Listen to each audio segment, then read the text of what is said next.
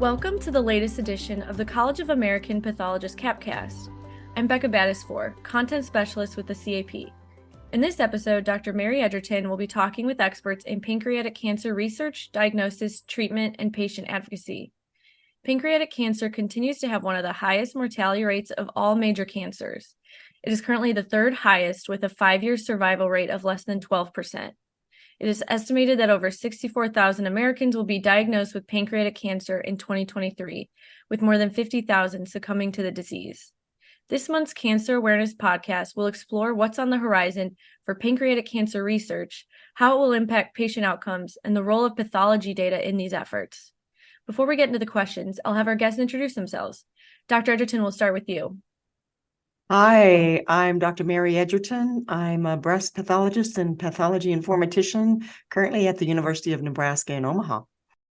Hi, I'm Paula Kim. I am CEO of TRACK, Translating Research Across Communities, and a senior research fellow at George Mason University Center for Health and Risk Communication. And I am the co-founder and former CEO and chair of PanCAN, Pancreatic Cancer Action Network. Thank you. Hi, I'm Ariban Maitra. I'm a professor of pathology and translational molecular pathology and scientific director of the Pancreatic Cancer Research Center at MD Anderson Cancer Center. I'm actually a trained GI and pancreas pathologist. I did my fellowship training at Johns Hopkins with Dr. Ralph Hruban, who you'll hear about later in the show, and stayed on at Hopkins for about a dozen years before I moved to MD Anderson 10 years ago. I spend most of my time in the lab doing pancreas cancer research, but I also sign out GI biopsy, so kind of bridge both boats a little bit here as a physician scientist.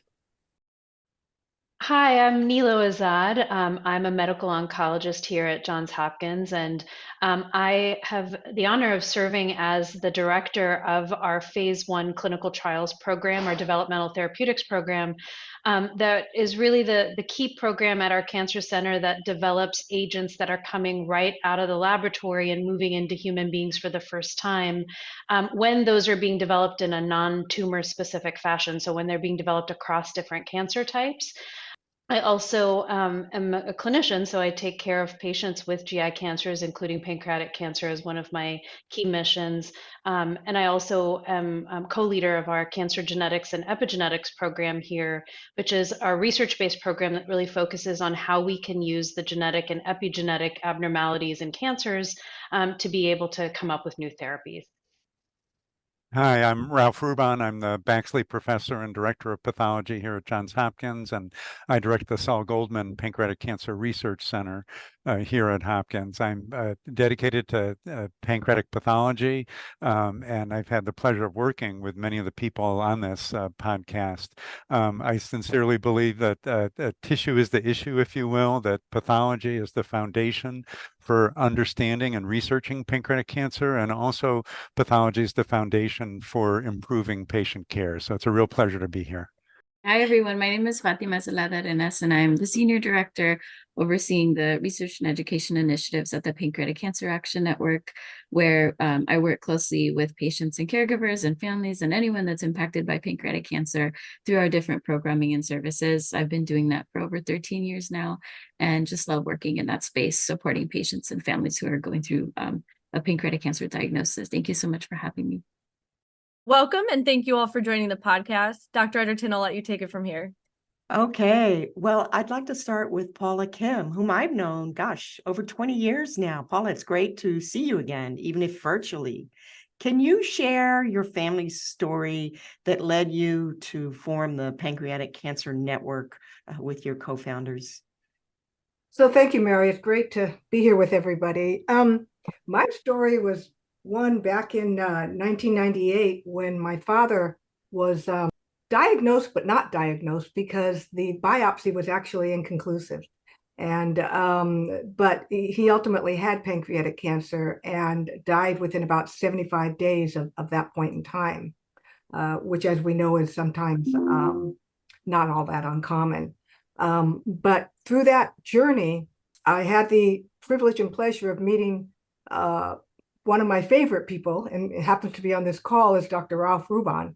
And we met because he responded to an email that I had sent to a chat page that Dr. Hruban had started at Johns Hopkins that had brought together many patients and families and caregivers. On Dr. Hruban's chat page, I met other folks, in particular Pam Acosta, who was one of my co-founders at PanCAN. And there were just a handful of small volunteers. And we, in 1998, had our first Evening with the Stars event, which was our big gala fundraiser that we all worked on. And that led to the development of the first early detection research laboratory at Johns Hopkins for Dr. Mike Goggins. It was Pam Acosta, Terry Lehrman, who was another, the third co-founder. And Terry had lost his father to pancreatic cancer. Pam lost her mother to pancreatic cancer. And then with the three of us, we had the first event. And then following year, in 1999, is when we moved forward to establish PanCAN. Can I say you took quite a lead because you testified before Congress? You were in Washington, you were meeting with the head of the NIH and then members of Congress again. I was truly amazed by you. And I think I told you last time I saw you, I said to a friend of mine, an oncologist, I think Paula Kim is the smartest woman I know. And he said, oh, she is, definitely. I would say, Mary, I would say maybe persistent, maybe stubborn, right? You did a wonderful job. Keep this in perspective. And Anirban and Ralph, you guys know this, is like back then, it was a very small community. It was a very small community of researchers, right? And Dr. Scott Kern, one of my colleagues at Hopkins, he used to say when we were talking to NCI, there are less than 10 full-time, fully funded researchers, right? And Ralph and others, Mary, you and Dr. Berlin, and just all of the wonderful colleagues, Margaret Tempero, Dan Von Hoff, you all helped to inform us what we needed to do to help you in the research community. And so it was one of the greatest partnerships, I think, between a small group of volunteers and a group of very dedicated researchers who were committing their careers to this disease, but the funding was like teeny tiny, right? When we had our first Evening with the Stars event, we worked hard, and we raised something like $120,000, which that point in time, given we weren't an organization, was actually a reasonably large sum of money. Oh, but it was. I looked at it and I said, well, okay, $120,000, and I don't have any scientific background. I don't have policy background. I raised my children. That's my background. And but Dr. Hruban and others helped to educate me and our team of volunteers at that time, because we were 100% volunteers when we started. They educated me about the public policy process and the difficulty of pancreatic researchers competing for money at NCI NIH. And then as I further looked into it, I realized that at that time, pancreatic cancer was the 5th leading cause of cancer death, but it was only getting about $9.9 million in federal funding to the academic centers. And then if you contrast that with the more highly funded diseases at the time, it didn't take a lot to understand that that was a result of very strong advocacy at that time as to what made breast cancer, prostate, lung, and colon have significantly larger budgets. And so with that in mind, that's what we set our sights on at NCI. And again, like I say, we had a half a dozen volunteers. So growing up in California, and we founded PanCAN in California because Pam and I were both based there. I knew that we had to get to east of the Mississippi and Washington, D.C., right? And at that time, pancreatic cancer, like I say, was getting pennies on the dollar. And so I created a number of visual charts to basically remind the NCI that pancreatic cancer was this deadly disease, but not getting any attention. And so I focused on Washington, D.C., and we wrote, along with Terry Lehrman and our team, we wrote the very first ever pancreatic cancer report language.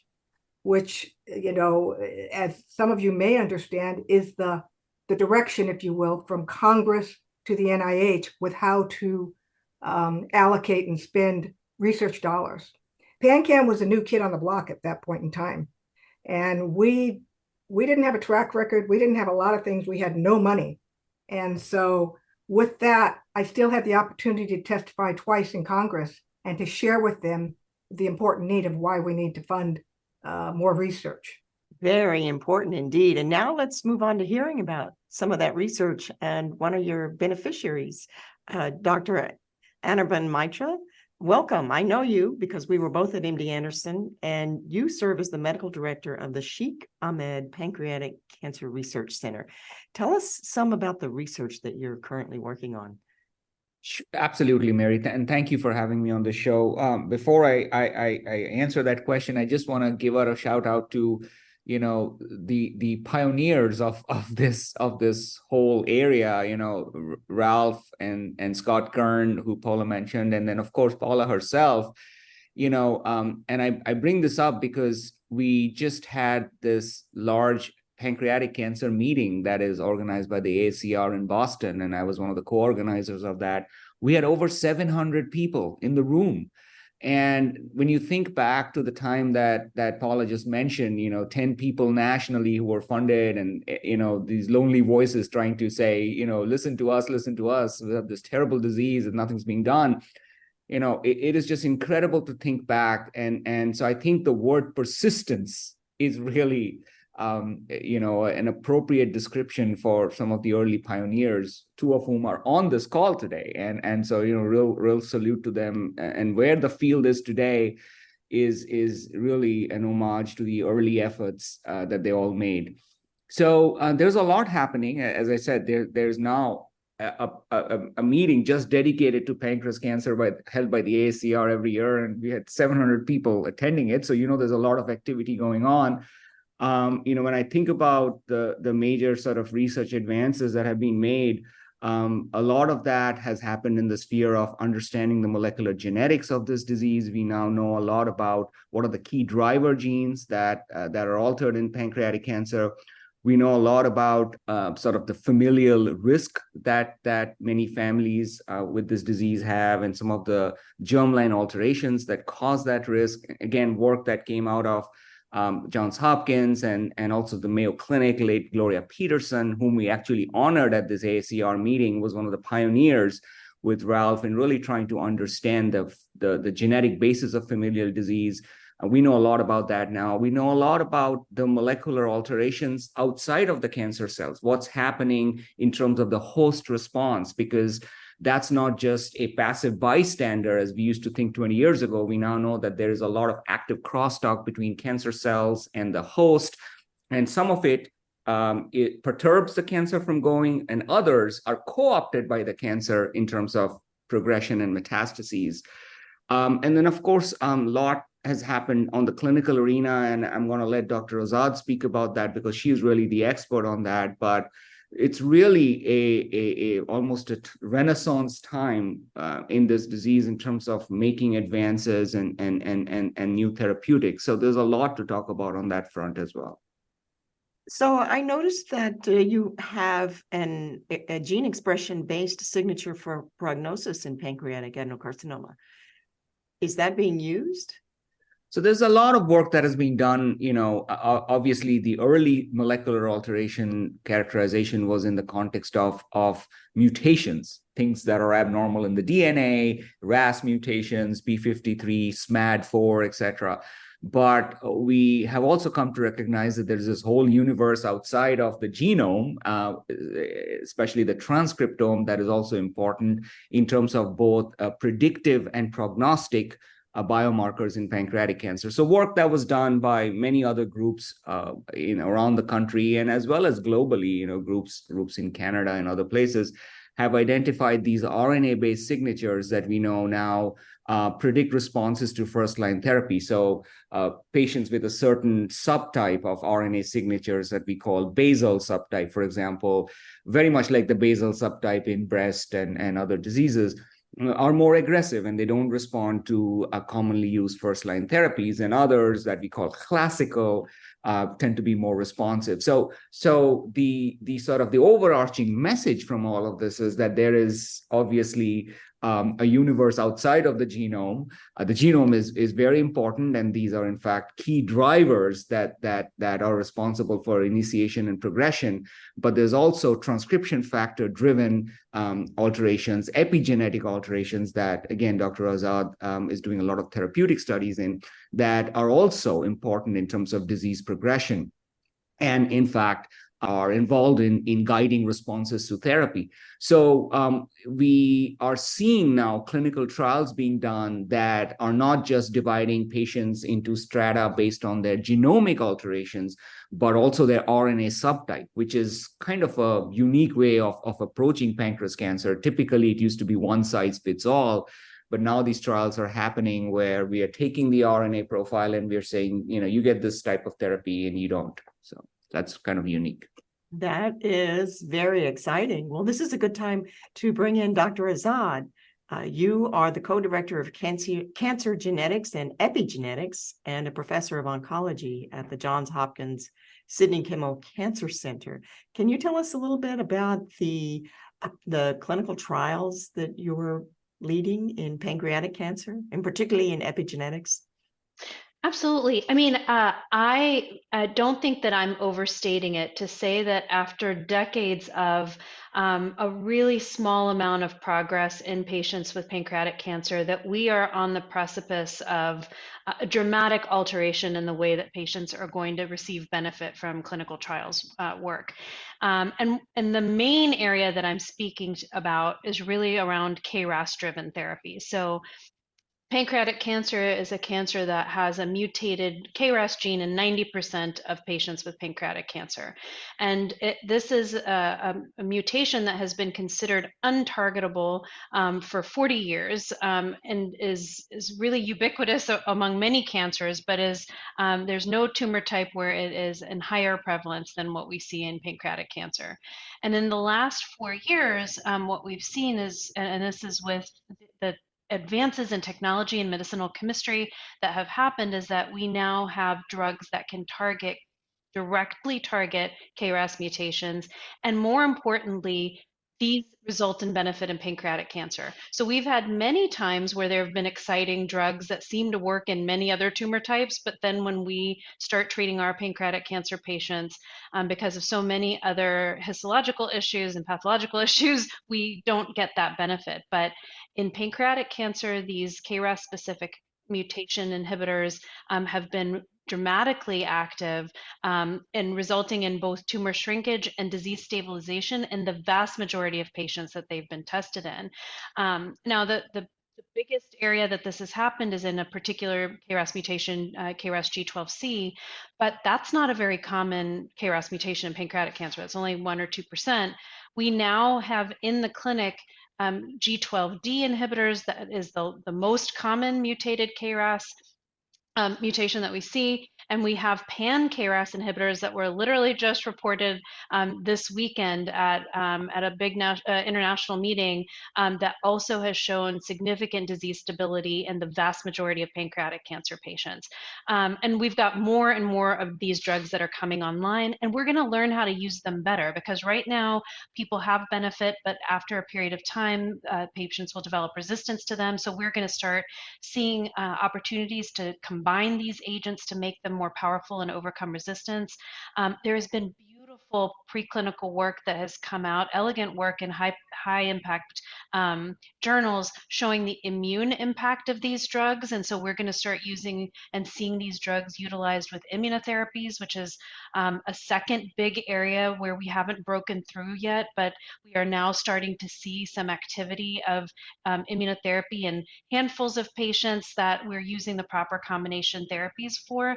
So we are really in a very hopeful time in the next few years for our pancreatic cancer patients. And what we really need is investment. We need investment from the research community. We need investment from our government, which has its own challenges right now. And we need investment from philanthropy and private industry. And if we put those pieces together, in 5 years, we're going to see a completely different life expectancy for patients with pancreatic cancer. That is very, very exciting to hear.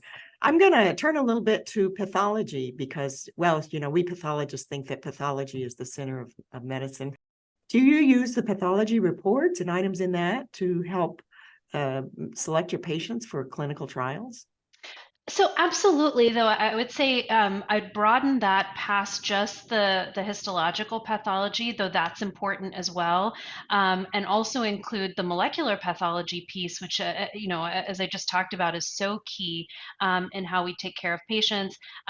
We also have about 5% of patients that have mutations in genes that are involved with genetic susceptibility, which both have drugs that we can use to help those patients and then have ramifications for family members as well.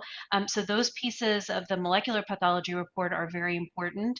But even our traditional path reports give us a lot of very important information regarding how we can risk stratify patients in the adjuvant setting, for example. And for me, one of the areas I'm really interested in is, subsets of pancreatic cancer patients that we don't have good therapies for. So I'm running a clinical trial right now in collaboration with Liz Thompson, who is a pathologist at Johns Hopkins, who has done some really exciting work looking at adenosquamous pancreatic cancer and how different adenosquamous pancreatic cancer is in terms of immune infiltration. And so we're now running a trial, and that trial, as part of being on that study, there's a path review that has to be undertaken centrally to qualify patients for that as well. So I think we're really seeing how important tissue is, and I would absolutely agree that tissue is the issue. I want to add one other thing. Pancreatic cancer can be difficult. I think Paula mentioned this as well. Sometimes it's hard to get enough tissue to be able to do the diagnostic work and the sequencing work that we want. And so this is a place where new ctDNA technologies are also extraordinarily important. And so we're starting to use ctDNA as a way to diagnose patients, to open up treatment options for them. And I very much believe that in the next few years, we'll start using ctDNA to screen patients and detect cancer either early or even in its pre-malignant stage, which again, when we think of 10 years from now, when we think about our children's generation, that's what we want. We want pancreatic cancer to be in the rearview mirror in terms of showing up in the advanced stage the way that it is now.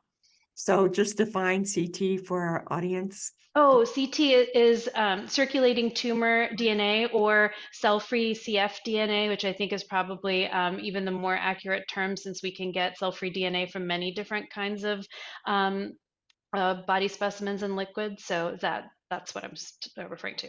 So do you use at all the synoptic reports that come out of the College of American Pathologists to help organize your pancreatic cancer data?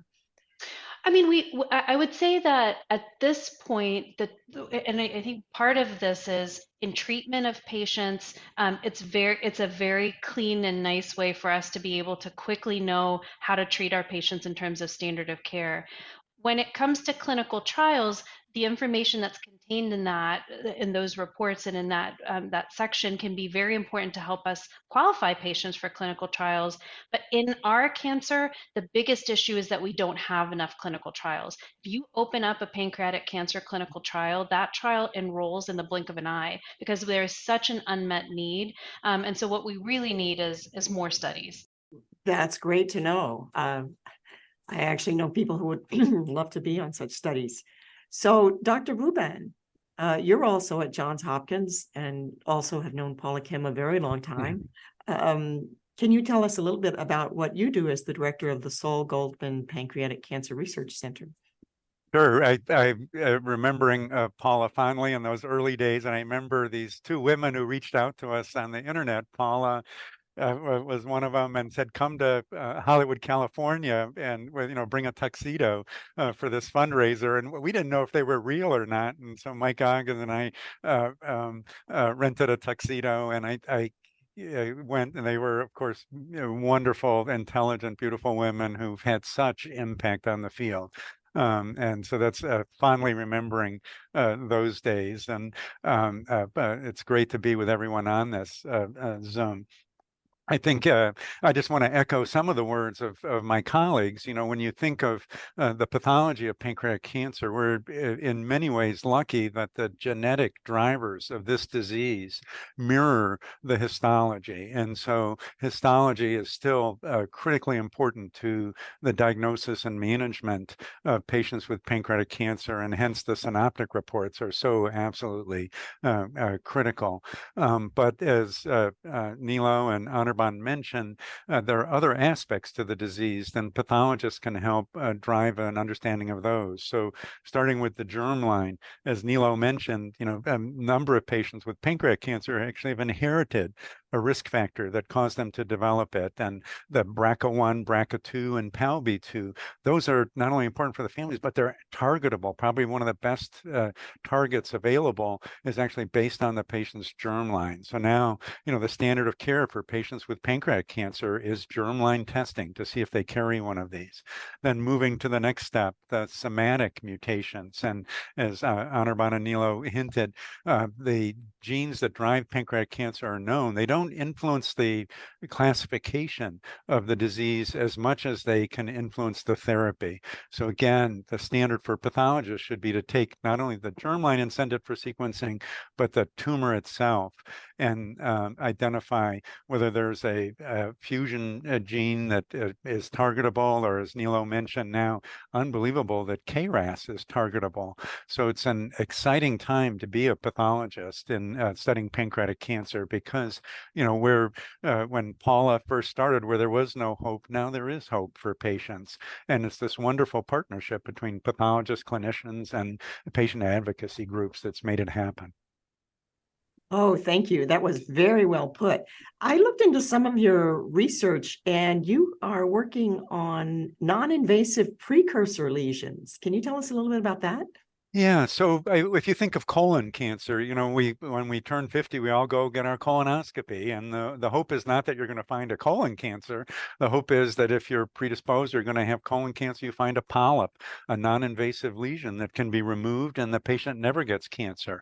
And you know, if you look at the survival rates for colon cancer, the death rates have gone down because of colonoscopy and treating these precursor lesions. We'd love to do the same for pancreatic cancer. There indeed are well-defined histologic precursors to invasive pancreatic cancer. One's called pancreatic enteroepithelial neoplasia, another intraductal papillary mucinous neoplasm, and another mucinous cystic neoplasm.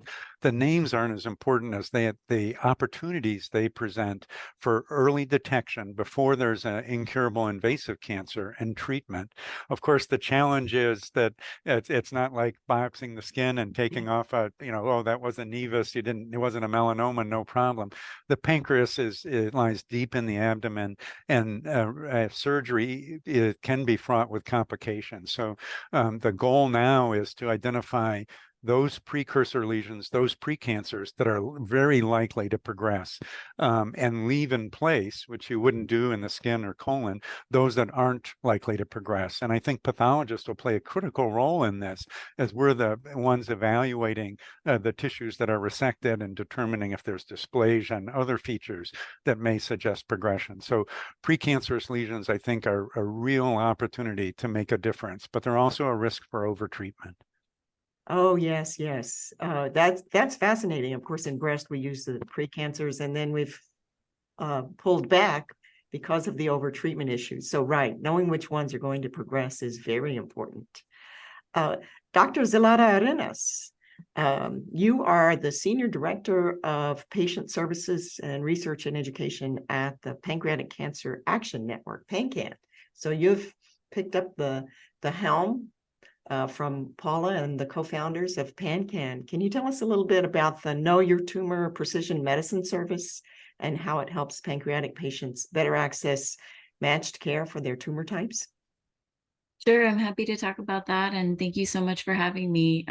Very happy to be part of PanCAN and the long tradition of supporting families and patients and making progress in pancreatic cancer. So I'm so happy to be here. So Know Your Tumor is actually our precision medicine service. And we are basically offering and covering the cost of biomarker testing for patients with pancreatic cancer.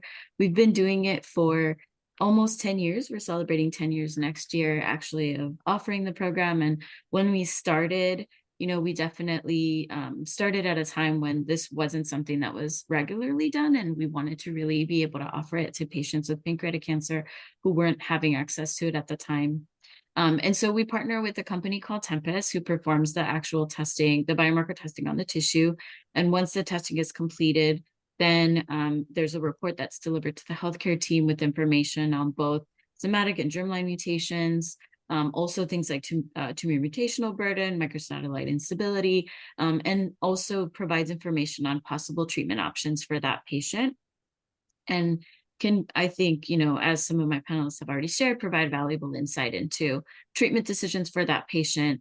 And so it's our way of really providing testing to patients who may not have access to it, because testing is now part of guidelines and it's something that more patients are getting. We're definitely seeing less patients utilizing Know Your Tumor, but are still continuing to offer the service for patients who might not otherwise have access to it. So in particular, our focus is on patients who maybe are not at higher volume institutions, who may not be getting this testing as part of the standard of care that other patients may get.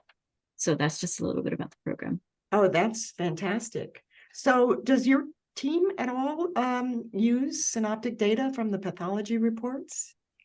Right now, but we don't. So we're not currently accessing or collecting the data from a primary source, but it's just overall the data that it comes out of Know Your Tumor is available for researchers to be able to access and analyze. And right now we have about 15 ongoing projects with different institutions on the utilization of the KYT data, but for right now, we're not using that as a primary source. Well, stay tuned, because the CAP is working on synoptic reporting for molecular reports, and the hope is that the pathologist, the poor pathologist, won't have to type it in and copy it from some PDF that was faxed to them with all those numbers that are hard to read, but it'll actually be sent electronically, and then you can just say, yeah, add that to the report. So I'm excited about that. I'm going to call on each one of you, and I'd just like you to quickly say, what do you think is going to change in the short term, say 3 to 5 years? And what do you think this disease will be like in 10 to 15 years from now? So I'm going to go backwards. So I'm going to start with you, Dr. Zelada-Arenas. I think, just as all of my fellow panelists have already shared, this is a really exciting time. When I started at PanCAN, it was almost 14 years ago, and there were very few treatment options that we would talk about with patients. And to see all of the progress that's been made, especially in the last few years, has been so wonderful for all of us that have been working in the pancreas space for a long time. So I'm really excited about where we're going. Our goal as an organization is to continue to improve outcomes and improve survival. So, we've seen that survival number go up every year since for many years. And so we're hoping to continue to see that progress. We want patients to have access to better treatments, live longer, and to be able to manage the disease. So that's what I'm hopeful for. And I think this is a really exciting time. I'm really looking forward to seeing all the progress that's going to continue to be made in the disease by wonderful researchers and scientists that are working so hard on it every day. And then as an organization, we're going to continue to support patients, in the very best way that we can, provide resources to them and help guide their conversations with the healthcare team and really support them in whatever they need throughout their journey. So I'm really excited about what's coming. Dr. Hruban, what do you think? I share excitement. These are extraordinary times, as everyone's mentioned. I think, for me, early detection, identifying who's at risk and detecting the lesions early is going to be critical. But as a pathologist, one thing we haven't talked about is artificial intelligence and the impact it's going to have. When I started in pancreatic cancer, I remember my colleague, Stan Hamilton, saying, if you've seen one pancreatic cancer, you've seen them all, implying that, they're all deadly and they all look the same. But I think that that I'm excited by the opportunity to really start to subclassify tumors, perhaps in ways that the human eye can't appreciate. And whether it's the tumor itself, or as Anirban mentioned, the stroma, or the interaction between the two, integrating in other clinical data. And Mary, you mentioned, integrating the molecular into the path report and all that, to come up with a report that helps guide the clinicians to the best treatment for our patients. It is a very exciting time. And since the genotype controls the phenotype, I like to think that from imaging, we're going to be able to discern some likely molecular findings behind that and be able to streamline that testing and point to it. And Dr. Azad, I mean, you really, Dr. Azad, you're really there at the forefront of the changes as they're happening while running the clinical trials.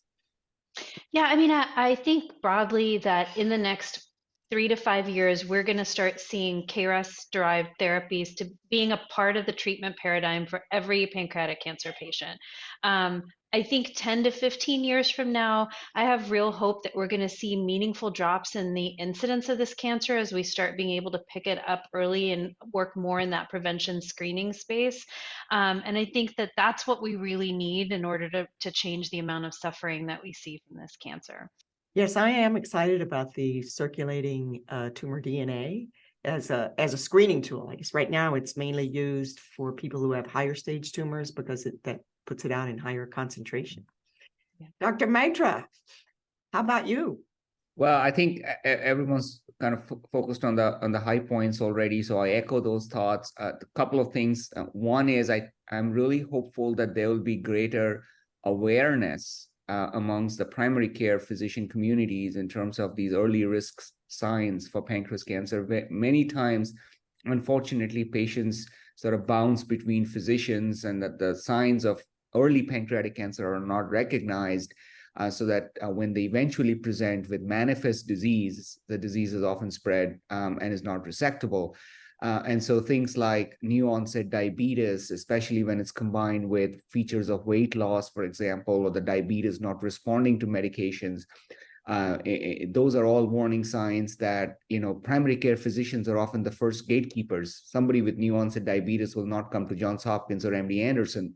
And so organizations like PanCAN are really doing an amazing job at disseminating this knowledge in the lay community amongst primary care physicians. And so we're very hopeful that that will have an impact in terms of earlier detection of the disease. And then secondly, just coming back to what Ralph said from a pathology perspective, I did my fellowship in 2001, so a long time ago with Ralph. And I think what a pathologist can do for this disease has really changed from just being surgical pathology now to molecular diagnostics, ctDNA, AI, and subtyping the disease. And I think pathologists are going to play a huge role. I think the generation of trainees that are coming through, they are going to look at pancreatic cancer very differently from the way I looked at this 22 years ago or whatever when I was a fellow. And so I think there is just a lot of excitement for them as well to play a part in terms of the management of the disease, not just in the surgical pathology realm, but also in all of these other, molecular diagnostic and clinical pathology areas. So I just want to emphasize that. Oh, that is exciting. And then that brings us to Paula. And Paula, you must have seen a lot of changes since you started this and the funding, and it's just so exciting to hear. How do you feel about this? Well, if you're as good as you say you are, you can make tremendous progress in this disease. And quite frankly, there's less competition in a sense, right? But it's what I think I'm excited about is all the wonderful pathology and clinical advancements that we have heard here today. One of the very first grants that we funded at PanCAN was an AACR Career Development Award to Dr. Tuvison and Dr. Hingorani. And out of that grant, it allowed them to finish the really seminal genetically engineered animal model that has still to this day, I believe, one of the most highly cited animal models, I believe. Fantastic. Well, thank you all. This has really been a great podcast. It's been fun to be with you. And like I say, it's been very uplifting to hear this news. Thank you, Dr. Edgerton. And thank you to our guests for sharing your experiences and expertise, especially as this month is Pancreatic Cancer Awareness Month and November 16th is World Pancreatic Cancer Day. And I want to thank you all for listening to this CAPcast. You can find links to the CAP's cancer protocols in the episode description. And for more information about the CAP, visit cap.org.